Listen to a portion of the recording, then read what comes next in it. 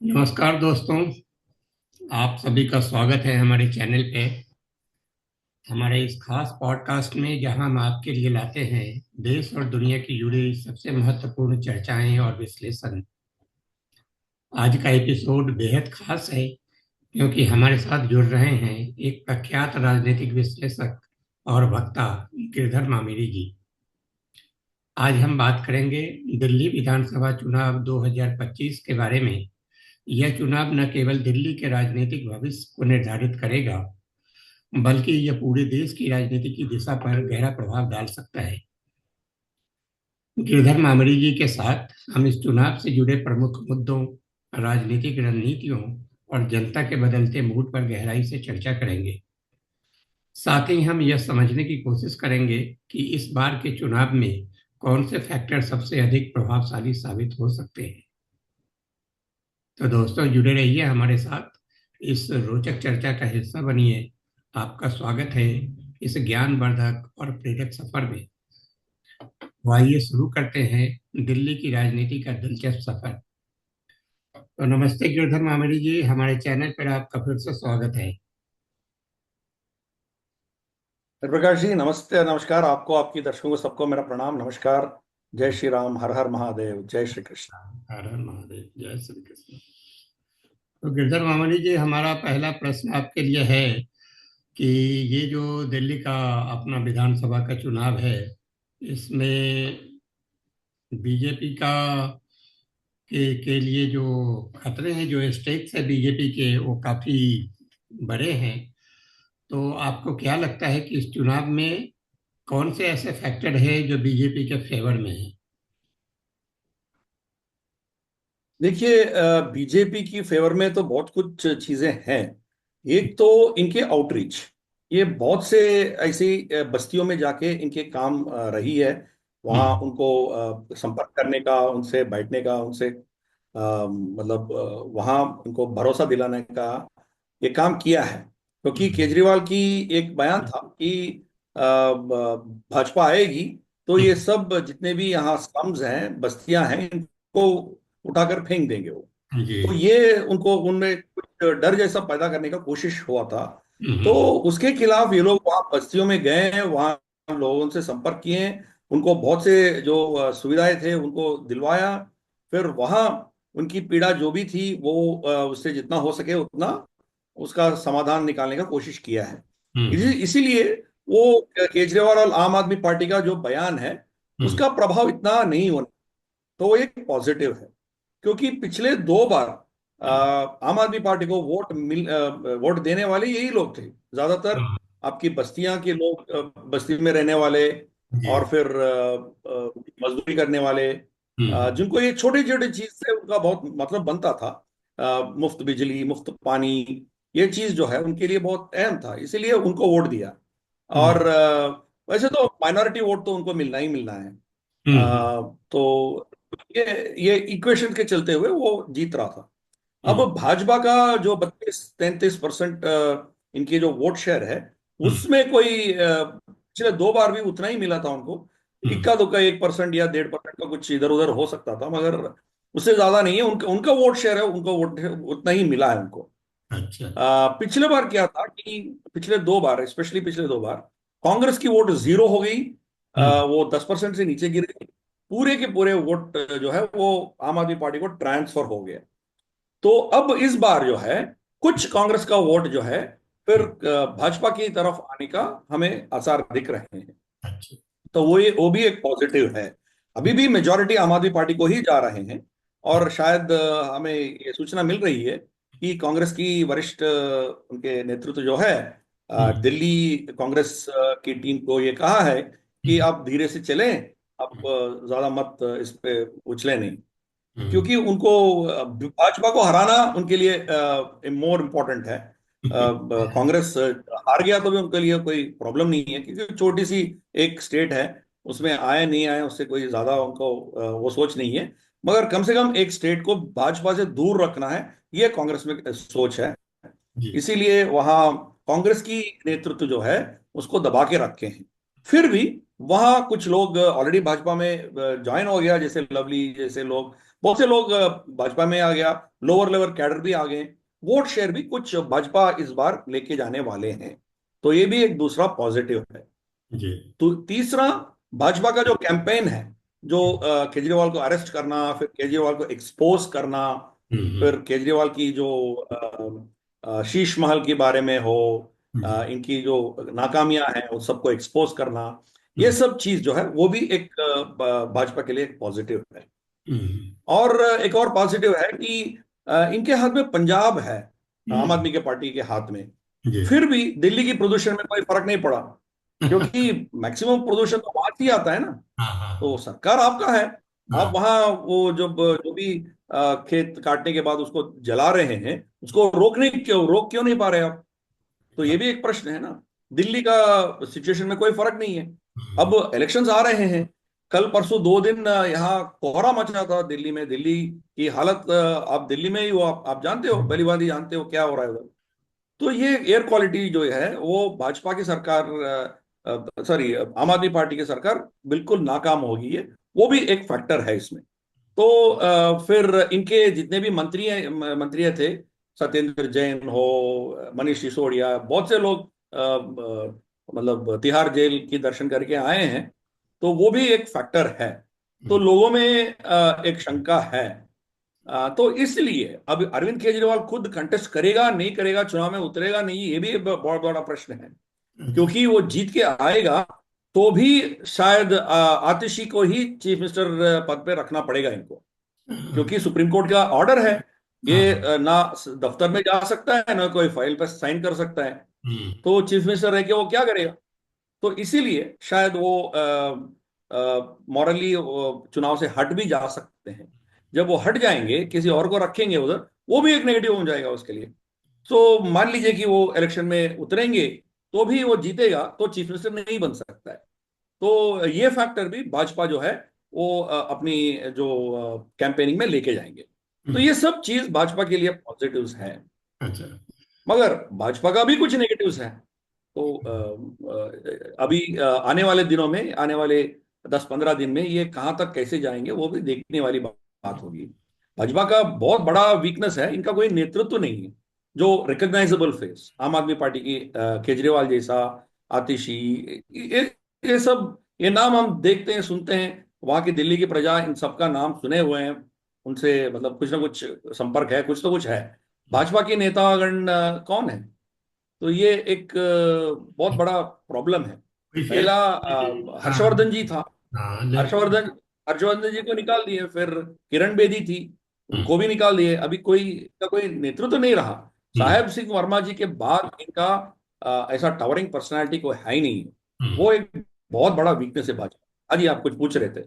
हाँ, मैं ये कह रहा था कि लेकिन कई इलेक्शन में ऐसा हुआ है, जैसे कि हरियाणा हो गया, आपका एमपी हो गया, जिसमें कोई फेस नहीं था, फिर भी वहाँ पे भाजपा चुनाव जीती।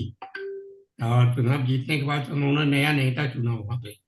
तो ऐसा भी उन लोगों का शायद प्लान होगा दिल्ली में भी कुछ ऐसा करने का, कि जब हम इलेक्शन जीत जाए तो हम अ, अपना नेता चुने उसमें।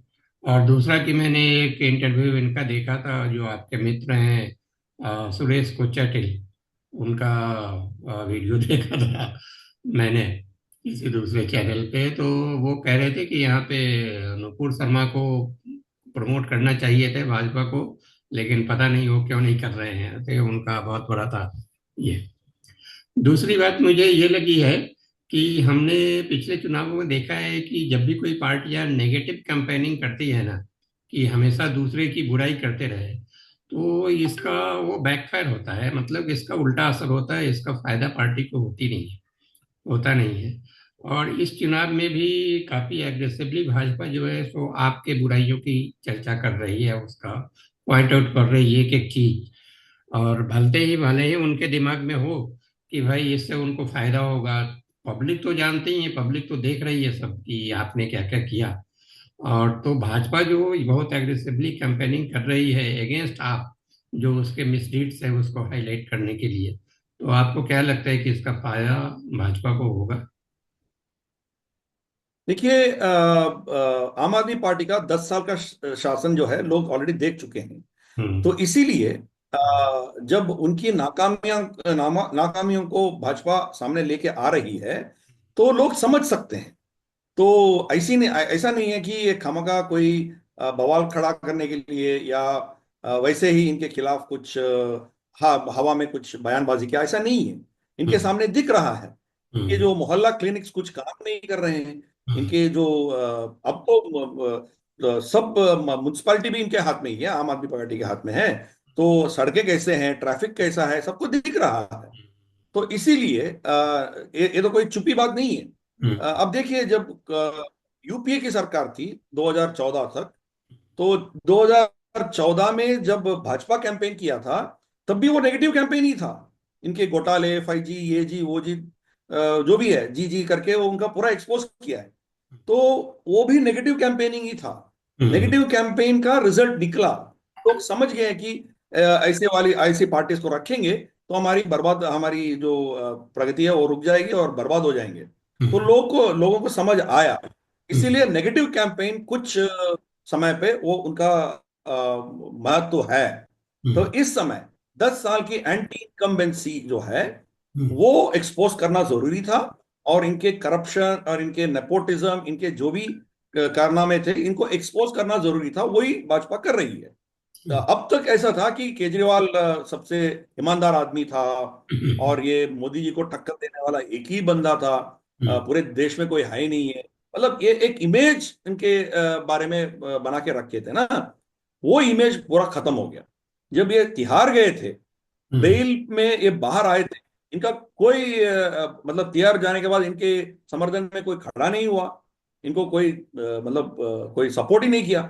फिर आने के बाद भी इनके मतलब रैलीज या इनके जो भी है, अपने ही लोग इकट्ठा करके कुछ करने की कोशिश किए, मगर वहां की दिल्ली की प्रजा में कोई रिस्पॉन्स नहीं था। मतलब इनके साथ नाइंसाफी हुआ होगा तो हम्म। उनके रिस्पॉन्स अलग होती। तो बिल्कुल। ऑलरेडी एक इलेक्शन में हमने देखा है, इनके एक भी कैंडिडेट को ये भी नहीं मिला है, डिपॉजिट भी नहीं मिला। और इनके अलायंस भी था कांग्रेस के साथ पार्लियामेंट इलेक्शन में। हम्म। हम्म। कम से कम ये तो नहीं कह सकता है कि कांग्रेस ने हमारी वोट शेयर छीन लिया। हम्म। कांग्रेस और आम आदमी पार्टी दोनों मिलकर लड़े थे। हम्म। दोनों के जो वोट बेस थे, वो इकट्ठा एक ही इसमें थाली में डाले थे वो। फिर भी वो हार गए। तो हम्म। इसीलिए ये सिचुएशन अलग है, अब की सिचुएशन अलग है। हाँ, मैं मानता हूं कि दिल्ली की प्रजा जो है पार्लियामेंट के लिए भाजपा को वोट देती है, और हम्म। असेंबली के लिए या तो कांग्रेस या आम आदमी पार्टी को देती थी पहले। हम्म। तो ये एक उनका है, उनका सोच था। क्योंकि मैं पिछले 5 साल 10 साल से मैं दिल्ली बहुत आते रहता हूँ। मैं बहुत लोगों से बात भी करता हूँ। जो कट्टर भाजपा की समर्थक थे वो भी आम आदमी पार्टी को स्टेट असेंबली में वोट देते थे। हम्म। उनका ये कहना है कि भाजपा का कोई बंदा आता ही नहीं है इधर, किसी का हाँ। चेहरा हमने देखा ही नहीं है, सब हम्म। वीआईपी बन के बैठे हैं। हम्म। तो उनको क्यों वोट देना है? या आम आदमी के बंदे जो है मोहल्ले का या अपने वार्ड का, वो बंदा हर दिन आके पूछ के जाता है। तो हम्म। केजरीवाल और उनके जो कोर टीम, अच्छे लोग हैं बुरे लोग हैं, क्या किया है वो अलग है। मगर ग्राउंड लेवल पे इनको दिख रहा है, वो लोग जाके मिलते थे इनको। हम्म। तो कुछ भी समस्या हो, उनको उनके सामने ये वो समस्या लेके आ सकते थे। हम्म। तो वो एक कनेक्शन जो है वो भाजपा में मिसिंग था।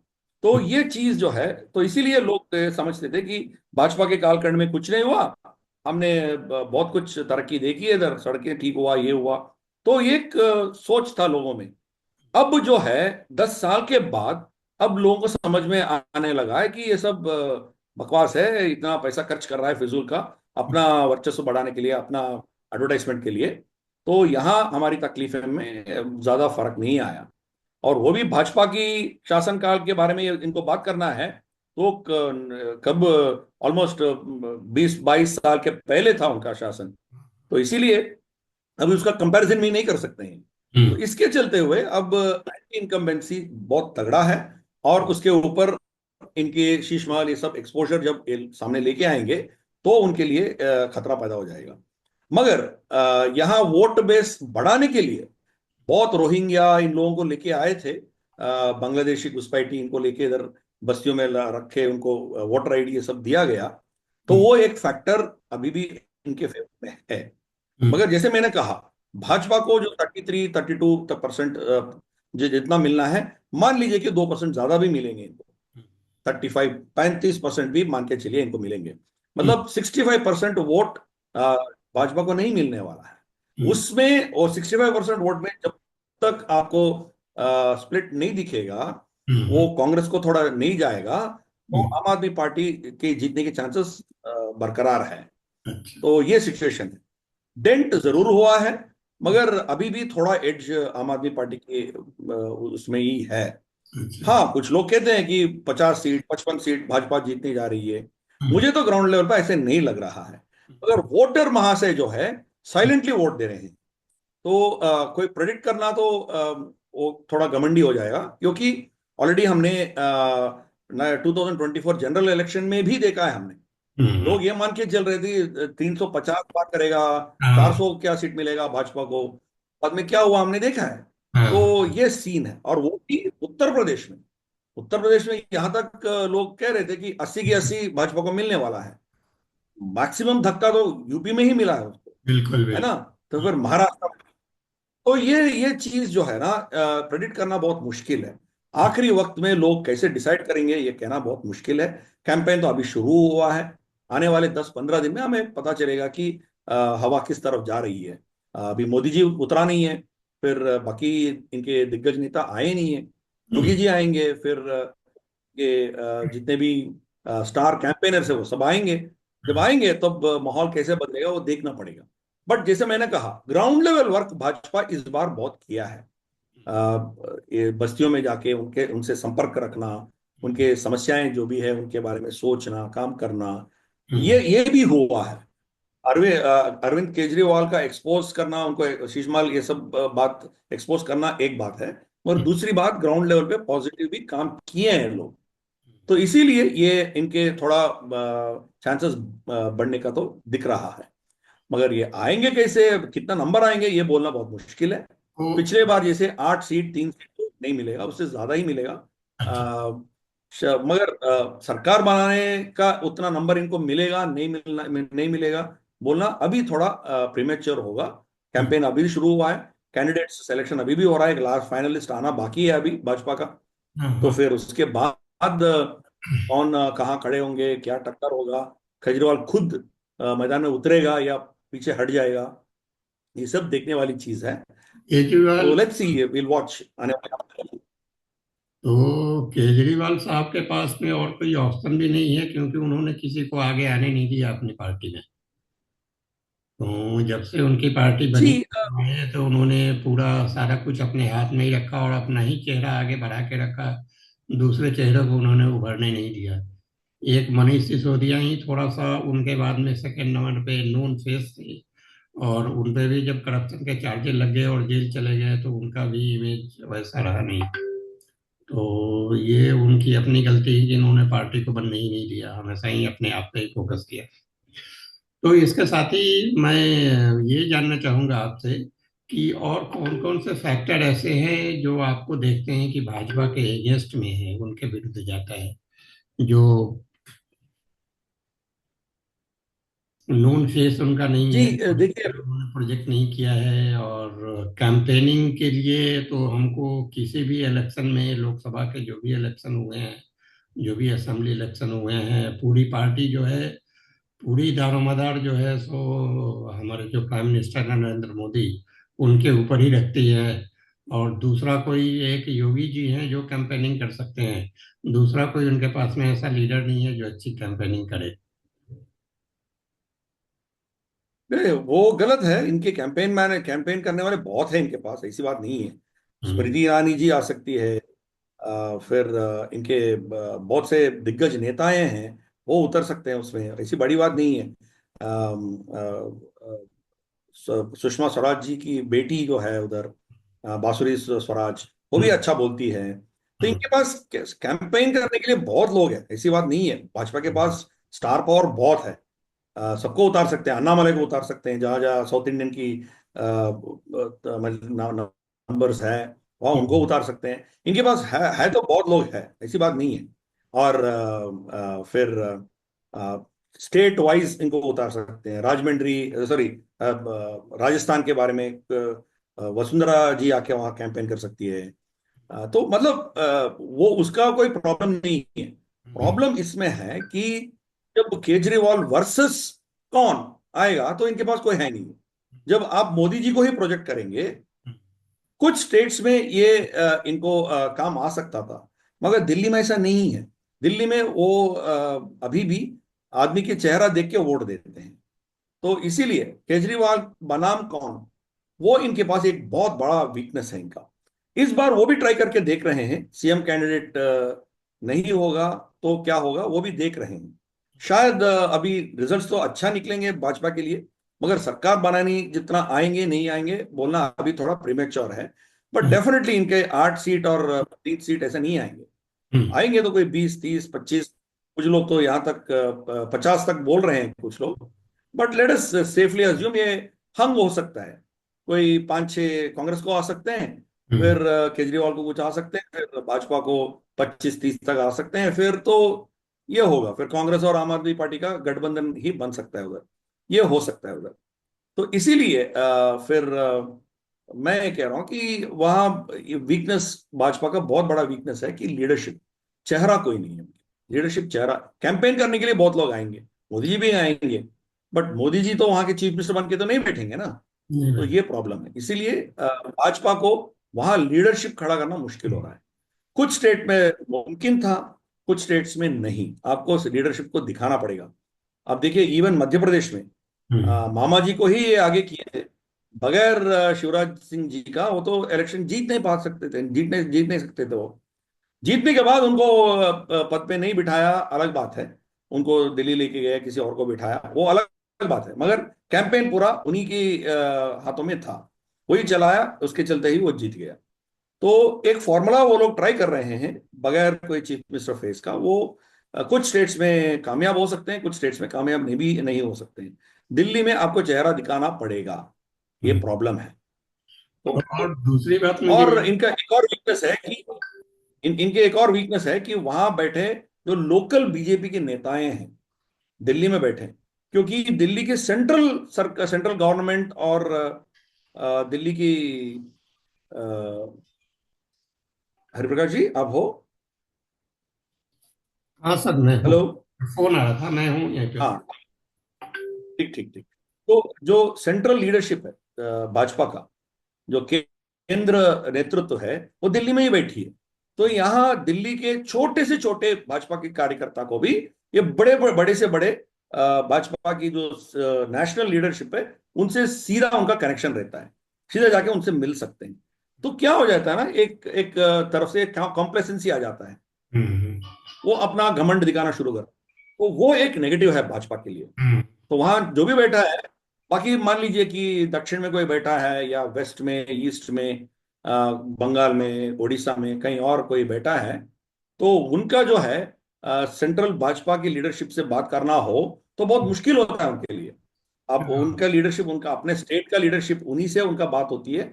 सीधा जाके जो सेंट्रल लीडरशिप से बात करना हो तो बहुत कठिन है। हम्म, मगर दिल्ली में बैठे छोटे से छोटे कार्यकर्ता को भी आराम से वो दीनदयाल उपाध्याय भवन में जा सकते हैं, किसी से भी मिलके आ सकते हैं। हम्म, तो वो एक चीज इनके लिए नेगेटिव है। तो जब ये हवा दिखाना शुरू करते हैं कि देखो हम ये उनसे मिल सकते हैं, ये कर सकते हैं, हम इतना पावरफुल है, ये वो उनके लिए नेगेटिव होता है।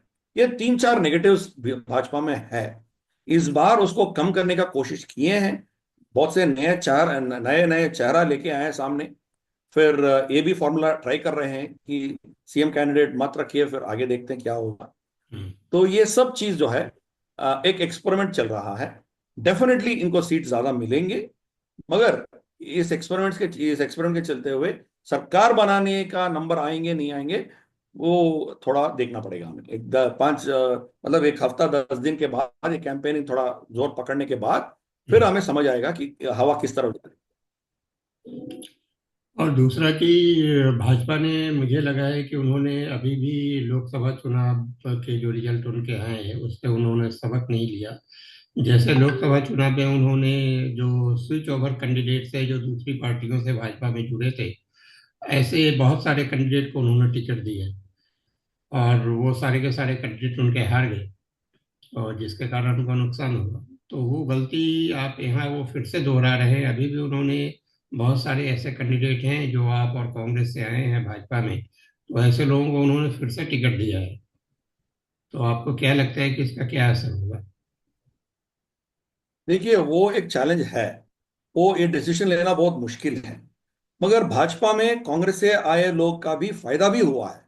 अब असम में देखा है, हेमंत बिश्व शर्मा कौन है। हम्म। फिर मध्य प्रदेश में देखा है, यहाँ ज्योतिरादित्य सिंधिया इनके लिए पॉजिटिव ही निकला है। हम्म। तो ये भी हो सकते हैं, तो ऐसी बात नहीं है। जो दूसरे पार्टी से आते हैं, तो उनका भी सक्सेस रेट है भाजपा में, ऐसा नहीं है। मगर यहाँ जो है, हमें वो क्लैश नहीं दिखा है। एक दो सीट्स में जो सिटिंग बीजेपी एमएलएस भी थे जो जीत के आए थे, हम्म। उनको उनके सीट ये कांग्रेस से आने वालों को दे दिया है। वो एक दो चीज है, मगर वहाँ इस सीट अलोकेशन के खिलाफ कोई असंतृप्ति थी, या कोई इनके खिलाफ कोई धरने विरने किए हैं, कुछ तोड़फोड़ हुआ, ऐसा कुछ हमें दिखा नहीं है। तो ये जो भी डिसीजन लिया है, तो सोच समझकर सब लोगों से बात करके ही लिया गया ऐसा लग रहा है। इसलिए वो फैक्टर होगा, मगर इतना ज्यादा नहीं होगा, क्योंकि अब पूरे सिंगल पॉइंट अटैक कांग्रेस का हो या भाजपा का हो, वो तो आम आदमी पार्टी है और केजरीवाल है। इसीलिए चाहे वो बंदा कांग्रेस टिकट से लड़े या भाजपा के टिकट से लड़े, दोनों का टारगेट केजरीवाल है। इसीलिए वो जो फैक्टर है, कांग्रेस से आए हुए लोगों को टिकट देना शायद उतना इम्पैक्ट नहीं रहेगा, ऐसा मुझे लगता है। मगर मान लीजिए कि आम आदमी पार्टी से कोई आया भाजपा, हम्म। फिर उनके ऊपर प्रेशर लग सकता है। क्योंकि आज तक आपने सत्ता भोगा है आम आदमी पार्टी के गुट में बैठ के, फिर लास्ट मिनट में आप आके इधर भाजपा में टिकट ले लिया। इसीलिए आपसे क्या भरोसा रख सकते हैं, ये हो सकता है। मगर मेजोरिटी इनके पास जो आए थे, वो कांग्रेस ही आए। और आम आदमी पार्टी से जो लोग आए थे, वो बहुत पहले आ चुके थे। कपिल मिश्रा जैसे लोग बहुत पहले आ चुके थे, ऐसी नहीं है कि इस चुनाव के लिए आए हैं, ऐसा नहीं है। तो इसीलिए वो फैक्टर मेरे ख्याल से दिल्ली में इतना प्रभाव नहीं रहेगा, ऐसा मुझे लगता है। अच्छा, और केजरीवाल और जो आप पार्टी है, उन्होंने रोहिंग्या जो इलीगल इमिग्रेंट्स हैं जिनको दिल्ली में बसाया है और बहुत सारी सुविधाएं दी है, जिसके बहुत सारे वीडियोज मीडिया में आते हैं, तो इनके जो है बड़े कंसिडरेबल वोट बैंक है वो लोग। तो अभी भाजपा चाह रही है उनके पास उन तक पहुंचने के लिए। तो आपको क्या लगता है कि कुछ असर इसका बनेगा, कि जो लास्ट मोमेंट में भाजपा ट्राई कर रही है उनसे पहुंच रहे हैं, और उनके जो भी उनके माइंडसेट है, क्योंकि उनको तो बहुत सारी चीजें केजरीवाल फ्री दे रहा है, राशन भी मिल रहा है और पानी भी मिल रहा है, बस भी फ्री मिल रहा है। तो उनको लगता है कि भाजपा वहां पे कुछ कर पाएगी ऐसे वोट बैंक पे? देखिए, अभी बहुत देर हो चुकी है। अब भाजपा को कुछ करना हो, तो शायद 3 4 महीने 5 महीने पहले करना चाहिए था इनको। आखिरी वक्त पर जो भी किया है लोगों को पकड़ने का, तो वो कितना नंबर थे, हम्म। होंगे कोई 100 150 से ज्यादा नहीं है। तो वो ज्यादा फर्क नहीं पड़ने वाला है। और इसमें एक और चीज है कि जो लोग ऑलरेडी जिनके वोटर आईडी बन चुकी है, कितने ऐसे रोहिंग्या जो जिनका वोटर आईडी बन बन चुकी है, उनको आपने उनके वोटर आईडी खारिज कर दिया, उसको कैंसिल कैसे, कितने लोगों का किया आपने? हम्म। शायद कुछ किसी को भी नहीं है। तो ये तो फिर जो आ गया सो आ गया। जो अभी केजरीवाल की स्कीम से उनका लाभ उठा रहे थे वो हम्म। लोग, वो तो बैठे हैं, अभी उनके पास वोटर आईडी भी है, वो तो वोट करेंगे। तो हम्म। आप अभी रोक नहीं सकते हो ना, बहुत देर हो चुकी है। आपको करना हो तो पहले करना चाहिए था, इलेक्शन कमीशन को आप कंप्लेंट देना था, फिर इन लोगों को वोटर आईडी वोटर लिस्ट से आपको निकलवाना था, वो नहीं किया आपने। तो हम्म। अब जाके बोलने से क्या फायदा, तो अब देर हो चुकी है। तो अब जो है, इनके जो माइनॉरिटी वोट बेस थे, उसमें और इजाफा हुआ है रोहिंग्या और ये बांग्लादेशी घुसपैठी इधर हम्म। आने के बाद। तो हम्म। उनका नंबर में कोई फर्क नहीं पड़ने वाला। हम्म। वो लोग जो है, कांग्रेस आम आदमी पार्टी दोनों खड़े हैं, तो भी वो एक ही पार्टी को वोट देंगे, हम्म। क्योंकि अपना वोट वो बंटने नहीं देंगे। मगर ठहरे हिंदू हिंदू तो, ये तो हर पार्टी के पीछे चलते हैं अपना, यादव कुर्मी जो भी है गुज्जर, मतलब अपना अपना पार्टी के पीछे जाते हैं। हमारी ये प्रॉब्लम है, उनका कोई ऐसा कंफ्यूजन नहीं है। मेरी। जो जीतेगा, जो जीतने का चांसेस है, हम्म। जीतना मतलब भाजपा को जो हरा सकते हैं, हम्म। जो भी हरा सकते हैं उनको वोट। मान लीजिए कि all India institute of, sorry, all India MIM, मजलिस इत्तेहाद अल मुसलमीन, हम्म। इनके OIC के पार्टी भी वहां कंटेस्ट कर रही है। वहां हम्म। तो मुसलमान बैठे हैं ना हम्म। कॉन्स्टिट्यूंसीज में। इनको वोट भी नहीं देंगे वो मुसलमान है, पार्टी भी मुसलमान की वोट है, पार्टी है, फिर भी उनको वोट नहीं मिलेगा। हम्म। मान लीजिए कि उसी कॉन्स्टिट्यूंसी में आम आदमी पार्टी का कोई हिंदू खड़ा है, उनको हम्म। वोट देंगे। किन? क्योंकि इनके टारगेट भाजपा को हराना है। जब भाजपा को हराना हो, इनको हराने वाले को वोट देंगे। वो ये नहीं देखेंगे कि वहां खड़ा हुआ आदमी मुसलमान है या कोई है, इससे कोई लेना देना नहीं है। उसका टारगेट भाजपा को हराना है। तो उनमें क्लैरिटी है। तो टैक्टिकल वोटिंग होगा और कांग्रेस को कुछ नहीं मिलेगा। 95-96% आम आदमी पार्टी को ही जाएगा मुस्लिम वोट। तो same with Christian vote, Christian vote भी वहीं जाएंगे। और जैसे मैंने कहा, ऊपर से कांग्रेस की जो वरिष्ठ लीडरशिप है, वो थोड़ा दिल्ली को छोड़ दिया है। They are not bothered about it. तो माखन को भी वो बोल बोल दिए हैं कि आप ज्यादा उछलो मत, छोड़ो इसको। तो क्या करें अभी? He is the biggest face in Congress, वो भी कुछ कर नहीं पा रहे हैं। तो अभी स्टार कैंपेनिंग में तो कोई आ ही नहीं रहा है, किसी का नाम भी नहीं है, कुछ भी नहीं है। राहुल गांधी तो जाकर वियतनाम में बैठा है। तो ये प्रॉब्लम है। तो कांग्रेस दिल्ली दिल्ली जो पूरे के पूरा आम आदमी पार्टी को सौंप दिया। तो जब तक उस आम आदमी party plus Congress vote bank में आप दरार नहीं पैदा कर सकते हो, तब तक इनको हराना मुश्किल है। तो that is the situation in. लेकिन आपको क्या लगता है, अभी अपने पास में ज़्यादा समय नहीं है, 4 मिनट का समय है, कि जो इलीगल इमिग्रेंट्स हैं उसके खिलाफ ये केंद्र सरकार क्यों कदम नहीं उठाती है, जबकि वो सारे डॉक्यूमेंट बना के रखे हैं। जो कितने विधानसभा के चुनाव हो गए, लोकसभा के चुनाव हो गए, अभी फिर जलसी का चुनाव आ गया, लेकिन इसके बाद भी क्या प्रॉब्लम है कि सरकार कोई कदम नहीं उठा पाती है इनके खिलाफ, जबकि उनके पास ये बहुत बड़ी, हाँ इली- बिल्कुल, ये बहुत बड़ी प्रश्न है। हम भी पूछ रहे हैं केंद्र सरकार से, हम्म। आप क्यों नहीं काम कर रहे हो, क्यों इसके खिलाफ आप कदम नहीं उठा रहे हो? अब मोदी जी का बयान भी है झारखंड के चुनाव में कि हम्म। ये लोग आते हैं रोहिंग्या, यहाँ की लड़कियों से शादी करते हैं, तो तुरंत उनको यहाँ की जमीन पर हक आ जाती है। तो इसीलिए ये एक लैंड जिहाद जैसा चल रहा है। तो इसीलिए भाजपा को वोट दीजिए, इन सबको हम खत्म करेंगे। अब भाजपा को वोट मिले या झारखंड मुक्ति मोर्चा का मिले या आम आदमी पार्टी को मिले, क्या फर्क पड़ता है उससे? कुछ हम्म। फर्क नहीं पड़ने वाला, क्योंकि सिटीजनशिप जो है वो केंद्र की दायरे में आता है। हम्म। तो आप इनको उठा के आप डिपोर्ट क्यों नहीं किया है? अभी दिल्ली में तो पुलिस भी आपके साथ है, पुलिस भी आपके हाथ में ही है। पुलिस को आप इस्तेमाल क्यों नहीं किया है? होम मिनिस्ट्री पुलिस को इसके ऊपर लगा के इनकी जांच करके, फिर जो जो जो इलीगली घुसपैठी करके आए हैं उनको आइडेंटिफाई करें, डिटेंशन सेंटर में लेके जाए, वहां से आप उनको बांग्लादेश में डिपोर्ट करें। क्यों हम्म। नहीं कर रहे हो आप? तो ये प्रश्न हम भी पूछ रहे हैं केंद्र सरकार से। तो झारखंड में देख चुके हैं ऑलरेडी, झारखंड में तो आपने बदलाव नहीं लाया, तो हम्म। वोट पूरा एक तरफा गया। तो वहां तो भाजपा को हार देखना पड़ा। तो फिर दिल्ली में भी यही सीन है। यहाँ किसी को भी डिपोर्ट नहीं किया आज तक आपने। जब तक वो नहीं करेंगे तब तक ये डेमोग्राफी आपके खिलाफ जाते ही रहेगा। तो इसीलिए कम से कम अब से दिल्ली तो बहुत छोटी सी स्टेट है, हम्म। जीते या हारे वो अलग बात है, क्योंकि दिल्ली सरकार के पास तो पावर्स ही नहीं है, पूरे केंद्र सरकार के पास रहता है। तो मगर आने वाली स्टेट्स के इलेक्शंस अनाउंस होने से पहले आप कुछ कदम उठाएं। आप वहां उस स्टेट में जितने भी लोग हैं उसको आइडेंटिफाई करें, उनको वोटर आईडी पहले छीनो। आप डिपोर्ट करेंगे बात की बात है, पहले उनका वोटर आईडी छीन लीजिए, उनका रेशन कार्ड छीन लीजिए, आधार कार्ड छीन लीजिए। ये करने के बाद फिर दोबारा आप हम्म। उनके ऊपर कार्रवाई कीजिए, उनको क्या करना है बाद में कीजिए। पहला उनका वोट नहीं पड़े, ये हम्म। इसकी दिशा में आपको काम करना पड़ेगा। ये प्रश्न और ये मांग हम भी कर रहे हैं केंद्र सरकार से। थैंक यू गिरधर मावड़ी जी, आपसे बहुत जानकारी मिली, और हम लोग ये उम्मीद कर रहे थे कि भाजपा के चांसेज अच्छे हैं, लेकिन अभी भी सवाल इसके ऊपर है। तो देखते हैं क्या रिजल्ट आता है। और दोस्तों, अगर आपको हमारी चर्चा से कुछ ज्ञान मिला हो तो हमारे वीडियो को लाइक कीजिए, शेयर कीजिए, और अपने विचार हमारे साथ जरूर साझा कीजिए। तो आपका बहुत बहुत धन्यवाद गिरधर मावड़ी जी, बहुत अच्छा लगा आपसे बात करके। जय श्री राम। नमस्ते जी, नमस्ते। जय श्री